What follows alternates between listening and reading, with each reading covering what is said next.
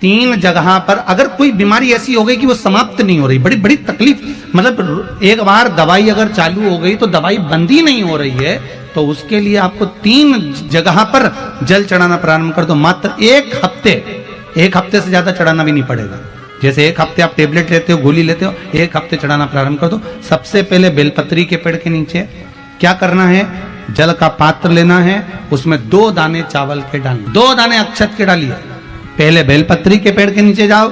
वहां जल चढ़ाओ, फिर जाइए पीपल के वृक्ष के नीचे, वहां जल चढ़ाइए, आखिरी में या तो शमी के नीचे या फिर आंवले के नीचे, इन दोनों में से कोई एक वृक्ष जिसके नीचे। पर 1 हफ्ते अगर आपने आंवले में चढ़ाया है तो आंवले में ही चढ़ाना, शमी में चढ़ाया है तो शमी में चढ़ाना है। ये बदल के मत चढ़ाना कि आज मैं शमी में चढ़ा देती हूँ कल आंवले में चढ़ा दूंगी, ऐसा नहीं। और ध्यान रखिए एक बात का, कई माताएं क्या करती हैं, पशुपति व्रत करती हैं, तो अभी मैं ये वाले मंदिर में कर लेती हूँ, अगला मैं उस मंदिर में कर लूंगी, अगला मायके में जाके कर लूंगी, ये गलत है। अगर पशुपति नाथ का व्रत कर रहे हो तो एक ही मंदिर में करना है। आप जिस भूमि पर रह रहे हो और जिस जगह जिस घर में आप रह रहे हो और उस घर में एक ना एक अगर व्यक्ति बीमार पड़ रहा है, एक उठा एक बीमार हुआ, फिर एक उठा फिर एक बीमार, या घर में 5 लोग रह रहे हैं और 5 का मन अशांत है, घर के बाहर निकलते हो मन में बहुत शांति होती है, कहीं रहते हो बहुत शांति होती है, पर घर में हो गिने हुए, एक घर में बूढ़े माँ बाप हैं, एक बेटा बहू है और उनका एक लड़का है, गिने चुने 5-6 लोग घर में रह रहे हैं। पहले जैसा तो कुटुंब भी नहीं है साहब कि 8-8, 10-10 लोगों का परिवार होता था, 15-15, 20-20 लोगों, इतने कम लोग घर में रह रहे हैं। उसके बाद भी यदि आपके यहाँ अशांति है, उसके बाद भी अब क्या, यदि कोई ना कोई बीमार पड़ रहा है, कुछ ना कुछ कष्ट है, 1 रुपया कमाया 1.25 रुपया खर्च हो रहे हैं, पैसा नहीं जुड़ रहा है, कुछ ना कुछ घर में मचा हुआ है, तो कुछ ना करिए, बस केवल एक कर्म करिए कि बेलपत्री का जो मध्य भाग होता है, इस बेलपत्री की पत्ती पर केवल एक लाल चंदन आता है बाजार में, कुंकू नहीं, रोली नहीं, लाल चंदन, उस लाल चंदन से केवल श्री का संबोधन लिखना है, केवल श्री, और इन 2 पत्तियों पर अम का संबोधन लिखना। अम का संबोधन से मतलब है केवल एक एक बिंदी रखना है, मात्र जैसे सिर पे बिंदी लगाते हो, बस एक एक बिंदी उस लाल चंदन की, और 108 बेलपत्र तैयार कर कर उसकी मोली से या कच्चे सूत से उसकी माला तैयार कर कर घर में उसको मात्र 2 घंटे रख लीजिए और सबके हाथ का स्पर्श कराकर हनुमान जी के गले में उसको गले में डाल दीजिए। जिंदगी में कभी बीमार पड़ ही नहीं सकता, उसका रोग मुक्ति के लिए, कार्य सिद्धि के लिए, अच्छे फल के लिए। ये जो घर में क्लेश मचा रहता है, कभी बहू नहीं सुन रही, कभी सास नहीं सुन रही, कभी बेटा नहीं सुन रहा, कभी पिता नहीं सुन रहा, कभी जरा जरा सी बात में क्लेश जो उत्पन्न होता है, शिव पुराण कहती है, शंकर की कथा कहती है, शंकर का अनुमोदन कह रहा है, और स्कंद पुराण का 3रा अंश कह रहा है कि बेलपत्र जो हम समर्पित करते हैं महाराज, उसका सुख ही, शंकर दुख को काटने, दुख का शमन करने। कभी मौका मिल जाए, विवाह शादी में देरी हो रही हो, या कोई नया कार्य चालू कर रहे हो उसमें देरी हो रही हो, या कोई सर्विस के लिए, नौकरी के लिए जा रहे हो और वो कार्य नहीं हो रहा हो, तो एक धतूरा, केवल एक धतूरा, उस धतूरे को फोड़कर उसके अंदर का फल निकालकर उस फल को शिवलिंग पर चढ़ाकर 1 लोटा जल शंकर भगवान को समर्पित कर, दिन होना चाहिए मंगलवार।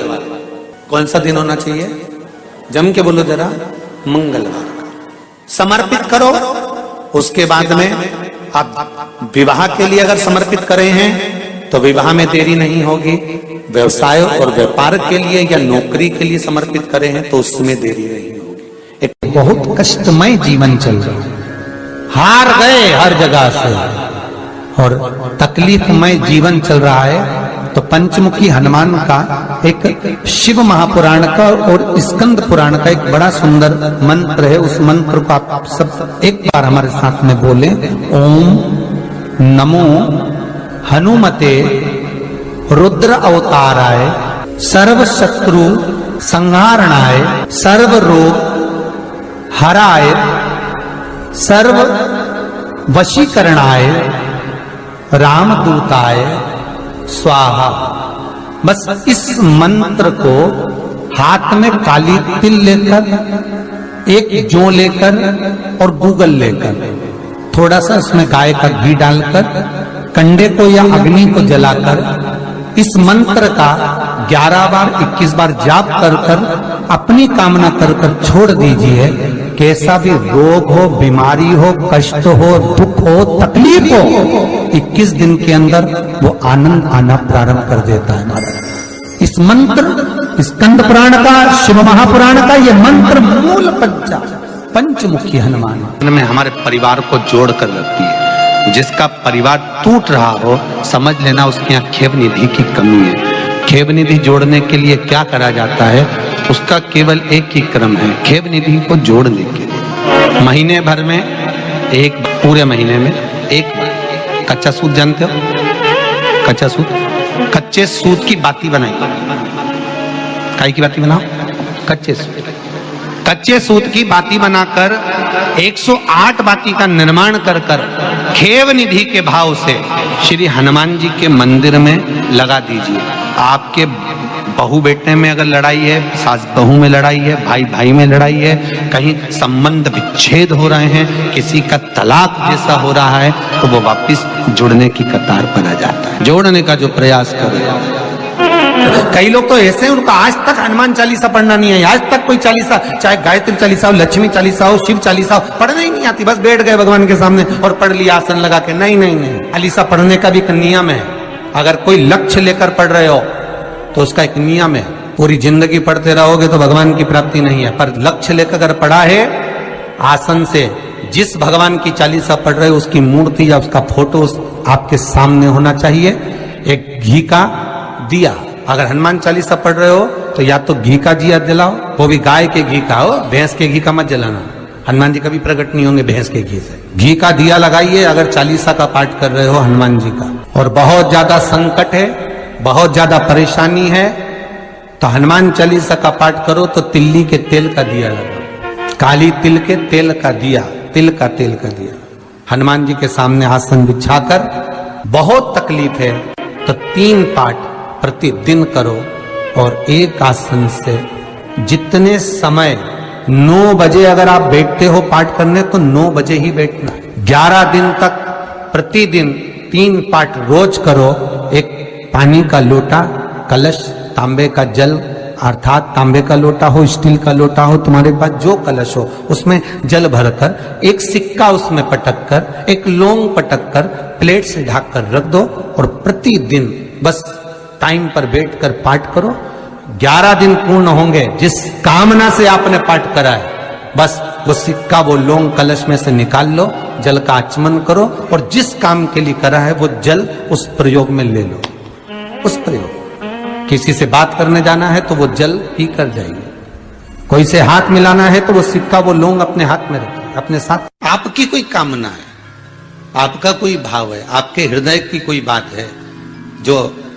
बहुत दिनों से लगे हुए हो और बाबा हो सकता है कि किसी कारणवश पूर्ण ना हो रहा हो।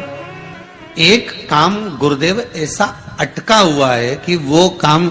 हम करना चाह रहे हैं, व्रत भी कर लिया, अनुष्ठान भी कर लिया, पर फिर भी वो व्रत के कारणवश भी वो कार्य नहीं हो रहा, तो समझना कि कोई कार्य बड़ा भारी होगा और बाबा उसको कर नहीं रहा है